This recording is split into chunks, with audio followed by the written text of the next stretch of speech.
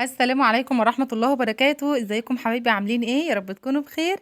انا نجوى معاكم ودي قناتي. لو اول مرة بتشوفي القناة ما تنسيش تشتركي في القناة وتفعلي زر الجرس عشان يوصلك مني كل جديد. ولو انت من عائلتنا يلا نحط لايك للفيديو بتاعنا النهاردة ونشوف هنعمل ايه. الفيديو النهاردة بتاعنا سهل جدا وبسيط وفي كام اكلة كده حلوة، وكمان هنعمل مع بعض شوية حاجات كده ايه هتفيدنا طبعا. هنوفر وهنشوف مع بعض ان شاء الله. بس يلا حط لايك للفيديو ونقول بسم الله والصلاة والسلام على سيدنا محمد رسول الله ونبتدي اليوم بتاعنا. طبعا انا اليوم ده كان بالليل، يعني الروتين ده مثلا انا عاملاه من قبلها بيوم. تمام، ده كان قبلها بيوم. عملت ايه؟ ظبطت كام حاجة بس وكملنا باقي الروتين تاني يوم عادي جدا. طبعا كان عندي حاجة الصبح هقوم لها، كان عندي يعني شغل هقوم له الصبح وكده، مش هرجع منه غير على الساعة 1:30 2. فانا قلت طب مش هلحق عقبال ما ارجع اعمل اكل، والاكل بتاعي اللي انا هعمله النهارده اللي هي الكرشه هتاخد معايا وقت في السوا. فانا عملت ايه؟ قمت كده بالليل طلعت، كان عندي كنت جايبه من السوق زي ما قلت لكم. كنت جايبه عندي الطماطم دي كانت كنت جايباها 3 كيلو ب10. هي ولا بايظه ولا فيها اي حاجه خالص، هي كل ما في الامر ان هي يعني ايه مستويه شويه، وحبها يعني الحبه بتاعتها رفيعه. فعشان كده بيباعها 3 ب10. فانا جبتها، انتوا زي ما انتوا شايفين الطماطم زي الفل قدامكم اهي. جبتها وغسلتها كويس كده في الحوض بتاعي وقطعتها، وما حطيتش عليها اي ميه خالص في الحله بتاعتي. جبت حله كبيره حطيتها ايه فيها وسبتها على النار. هسيبها بقى تستوي على النار براحتها جدا لحد ما تتسبك، واللي هي يعني ايه تتسلق معاكي كده. ما تحطيلهاش اي ميه خالص، هي هتنزل ميتها. وبعدين انا سبتها، طفيت عليها بعد ما استوت معايا، يعني طفيت عليها وسبتها زي ما هي لحد تاني يوم. تمام. جيت بقى هنا جنبي حطيت برضو، ده كان برضو بالليل في نفس اليوم بالليل. حطيت عندي مية سخنة، حطيت فيها ورق لورا وحطيت فيها بصلة وطماطماية وحبهان، وحطيت فيها كام فص كده من الفلفل الأسمر. وكانت الكرشة بتاعتي كانت متلجة فحطيتها فيها، قلت ايه هي هتفك مع نفسها. تمام. خلص كده اليوم بتاعنا، وكنت سلقت بقى الكرش طفيت عليها، وسلقت الطماطم بتاعتي وطفيت عليها. ده بقى بعد ما رجعت من الشغل بتاعي تاني يوم. كنت يعني ايه، هو مش شغل يعني، انا بعمل خدمة عامة. فبروح كده يوم في وسط الاسبوع، يوم واحد بس هو اللي بروحه. تمام. فطبعا بروحه فمش برجع منه غير الساعة 2. فده بقى كان بعد ما جيت كانت الساعة 2. جبت بصلاية، طبعا حطيت ايه كام فص من كام معلقة، يعني معلقتين كده من الزبدة. حطيت فيهم بصلاية حلوة كده وسط، وقطعت معاهم قرن فلفل حامي. هو الفلفل ده كان حامي شوية فخدت منه نصه بس. وهقلب بقى البصلاية مع الفلفل لحد ما تبتدي تتشوح بس معايا. وبعدين بعدين هنزل عندي بقى بالطماطم. الطماطم خدت بقى طماطم، استسهلت خدت طماطم من اللي انا كنت سلقاها بالليل وضربتها عندي في الكبة. وعايزه اقولك لو عايزه الكبه بتاعتك تطلع لك طماطم حلوه مستويه، يعني اللي هي قصدي مضروبه كويس، اعملي الخطوه اللي هي دي. خليها بس تغلي كده في سنه ميه بسيطه واضربيها في الكبه، هتطلع معاكي حلوه جدا. نزلنا بقى بالطماطم. بعد ما نزلت بقى عندي بالطماطم كده، هنزل طبعا بالتوابل بتاعتي. انا مش حاطه توابل كتير غير بابريكا والملح وحبه سكر وفلفل اسمر وبهارات مشكره اللي هي 7 بهارات. تمام. هنقلب بقى كويس جدا واسيبها بقى مع نفسها تتسبك كويس قوي. وطبعا زي ما قلت لكم ان الكرشه نفسها كنت سلقاها وحاطه لها الملح بتاعها ومظبطاها من قبلها، يعني هي مسلوقه عندي وزي الفل. مش باقي بس غير الطماطم تتسبك. وعملت معايا شوية رز ابيض هنقدمهم معاها، عشان طبعا ولادي مش في منهم مش بياكلها، يعني الناس مش بتاكلها، وساعات محمد ما بياكلهاش. فعملت ايه؟ عملت جنبها كده شوية رز على اساس لو هياكلوها مع حبة الطماطم بتاعت اللي هي ايه يعني بتاعت الكرشة. تمام.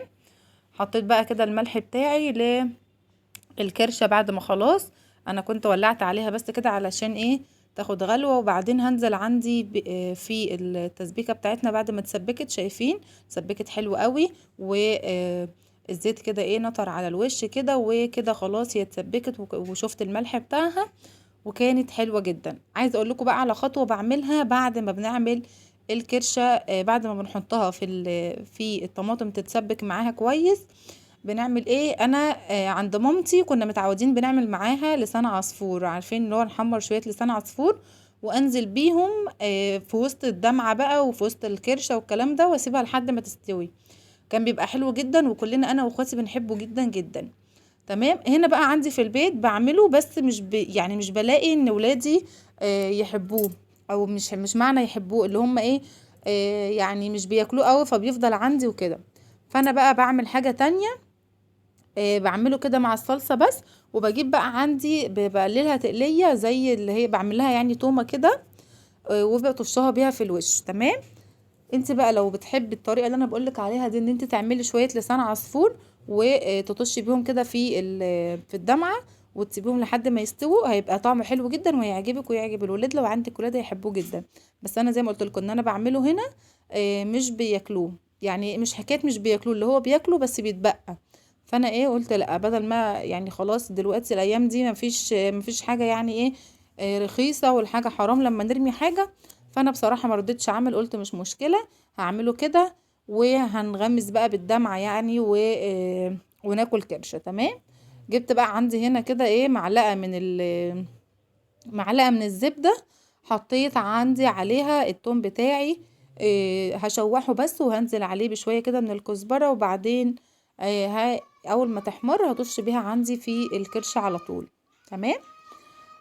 الخطوة دي حلوة جدا وبتديكي طعم مختلف جدا للكرشة، يعني بتروحي بيها يعني لمكان تاني بقى، يعني ايه، انتي متعودة ان الكرشة بالصلصة بتاعتها بس اللي هي بالبصل، اعملي الخطوة دي. شايفين بقى الطشة يا سيدي على الريحة، والله كانت تحفة بجد.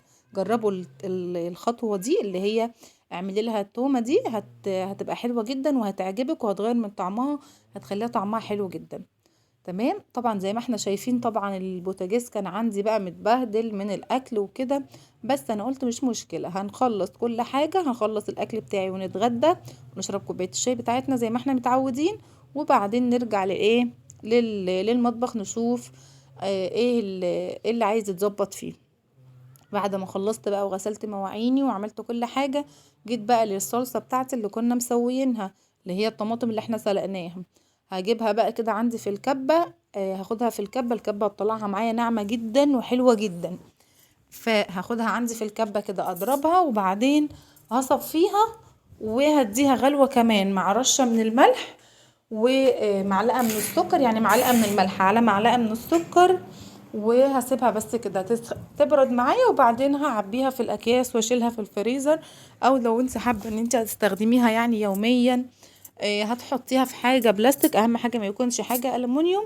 حطيها في حاجه بلاستيك، وحطيها حطيها عندك في التلاجة، واستخدمي منها عادي. اهم حاجه هتستخدميها، المكان اللي هتاخدي منه تحطي عليه زيت، ترشي عليه كده ايه شويه من الزيت عشان ما تعفنش معاكي. تمام. زي ما احنا شايفين بقى كده اهو بضربها في الكبة. يعني لما سلقتها وضربتها في الكبة كانت منعماها جدا وكانت حلوة جدا، مش مبينة فيها ان هي فيها اي قشور خالص، يعني القشور ما بنتش معايا غير لما صفتها.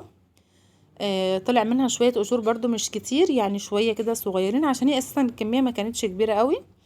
تمام. كانوا تقريبا 7 كيلو او 8 كيلو، فما كانتش كبيرة قوي. تمام. بس كده هنصفي بقى، هجيب المصفى بتاعتي.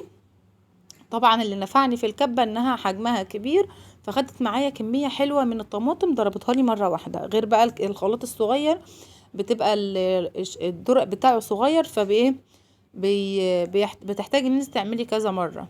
تمام. يعني انا دول عملتهم تقريبا على مرتين او 3 مرات بالكتير في الكبة، فيعني ايه هي انجزت معايا في موضوع اللي هي ان هي كبيرة وكده.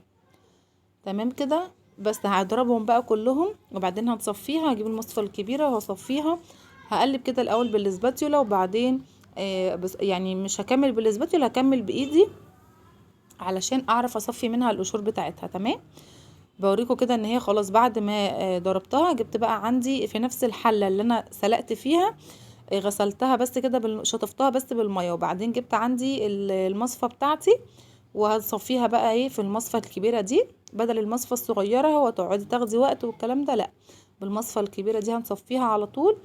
وطلعت معايا بجد صلصة تحفة جدا، من غير اي بقى مواد حافظة ولا اي حاجة زي اللي بنجيبها من بره، هو بس المادة الحافظة اللي عندي هتبقى معلقة ملح ومعلقة سكر بس، مش هنحتاج اي حاجة تانية. يلا بقى حطوا لنا لايك للفيديو، ما تنسوناش من اللايك. هقلب كده بقى ايه الصلصه بتاعتي إيه وبعدين هخليها تاخد غلوه على البوتاجاز، وبعد كده مش هعمل اي حاجه تانية غير ان انا ايه هجيب هجيب الاكياس بتاعتي وافرزها، بس طبعا بعد ما تبرد خالص هحطها في الاكياس وهحطها عندي في الفريزر. تاخد بقى ايه هتقعد بقى براحتها، هستخدمها عادي. لقيت مثلا في وقت مش عندي اطلع منها، بس انا هشيلها مش هستخدمها دلوقتي. طالما الطماطم رخيصه برضو في الشارع او في السوق هسيبها، وهستخدم من اللي في السوق عادي. هسيب دي الوقت يكون ايه وقت زنقه، وكل ما هلاقي الطماطم رخيصه ان شاء الله هجيبه وهعمل برضو نفس الكلام، وهشيلها عندي في الفريزر. كده وصلنا.